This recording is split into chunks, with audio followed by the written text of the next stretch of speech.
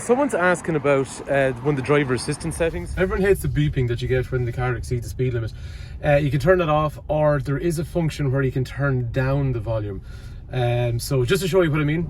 So normally when you're driving, it's set fairly high so you can hear the beep. But I do have an option. If I want to go in, I can actually lower down that volume.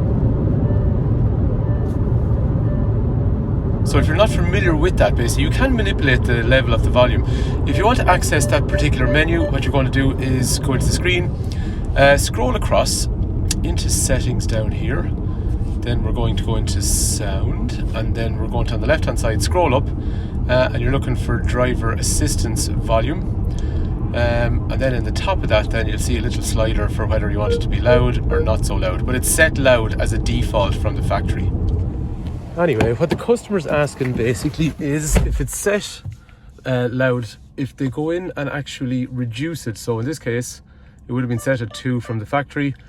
If you go in and leave it at 0, obviously it's going to bring it down, but they want to know, is it going to stay like that? Or next time they turn on the car, is it going to be back up to scratch? So let's do it real quick. I'll turn the car off, turn it back on, and let's go into driver assistance, and it's staying low. I wouldn't trust that yet. The reason I say that is that these modern cars, they need time to shut down, so I'm going to leave that car sitting all day, and we'll come back later on and we'll just check to see, is it still showing 0 or has it reverted back up to the higher volume level? It is the next day. So the car I used yesterday, somebody left and drove off in it last night, so actually I don't know where it is. So I drove this one last night.